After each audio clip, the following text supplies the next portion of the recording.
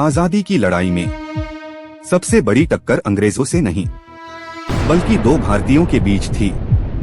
अंग्रेजों से लड़ाई तो सबको पता है, लेकिन असली टकराव भारत के अंदर हुआ था।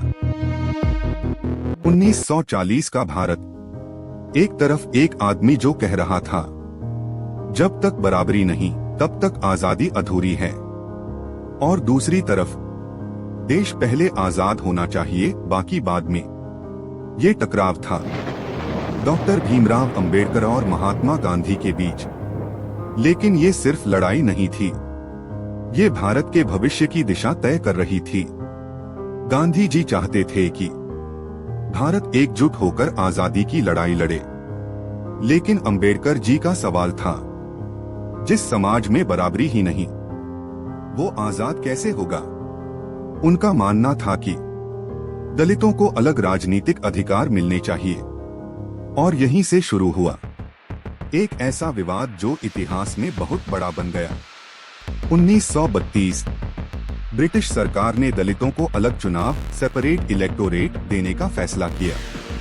अंबेडकर जी खुश थे, क्योंकि इससे दलितों को अपनी आवाज मिलती, लेकिन गांधी जी ने इसका विरोध किया और जेल में ही अनशन फास्ट शुरू कर दिया। अगर देश बंट गया तो मैं जीना नहीं चाहता। पूरा देश हिल गया।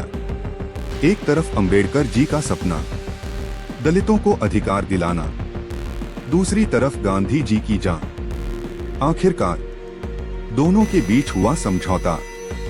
अंबेडकर जी ने सेपरेट इलेक्टोरेट छोड़ दिया, लेकिन दलितों के लिए सीटें बढ़ा दी गईं।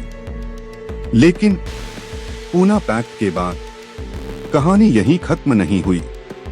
असल में डॉक्टर भीमराव अंबेडकर के मन में एक सवाल हमेशा रह गया, क्या मैंने सही किया?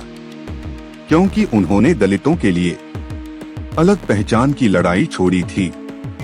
उधर महात्मा गांधी भी ये जानते थे कि अंबेडकर का दर्द असली था। इसलिए गांधी जी ने बाद में हरिजन आंदोलन शुरू किया, ताकि समाज में छुआछूत खत्म हो सके।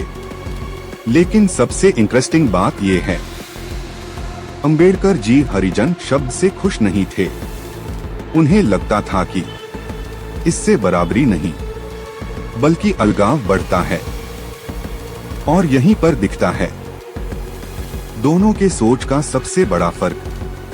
गांधी जी समाज को जोड़ना चाहते थे, अंबेडकर जी सिस्टम को बदलना चाहते थे। एक तरफ भावना थी, दूसरी तरफ हक की लड़ाई, और दोनों ही अपने तरीके से सही थे। लेकिन सवाल आज भी वही है, अगर उस दिन पूना पैक्ट नहीं होता तो क्या आज भारत अलग होता? कम लोग जानते हैं। इस फैसले के बाद अंबेडकर जी अंदर से खुश नहीं थे। उन्हें लगा कि उन्हें दबाव में फैसला लेना पड़ा। वहीं गांधी जी की पत्नी कस्तूरबा गांधी ने भी इस दौरान बहुत कष्ट सहा। जब गांधी जी जेल में थे तो कस्तूरबा जी उनके साथ खड़ी रहीं। उन्होंने भी समाज सुधार में महिलाओं और गरीबों के लिए काम किया। लेकिन कहानी सिर्फ टकराव की नहीं है। सच्चाई ये है कि दोनों एक दूसरे का सम्मान भी करते थे। अंबेडकर जी ने बाद में भारत का संविधान बनाया, और गांधी जी ने उन्हें संविधान सभा में आने का समर्थन दिया।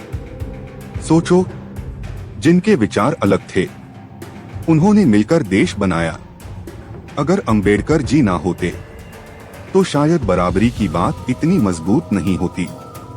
अगर गांधी जी ना होते तो शायद देश एकजुट नहीं हो पाता। एक ने अधिकार दिए, दूसरे ने आजादी दिलाई। तो असली हीरो कौन था, अंबेडकर या गांधी, या फिर दोनों मिलकर भारत की ताकत थे? कमेंट में जरूर बताना। और ऐसी अनसुनी कहानियों के लिए चैनल को सब्सक्राइब करना मत भूलना। दो विचार, एक देश, और बना नया भारत।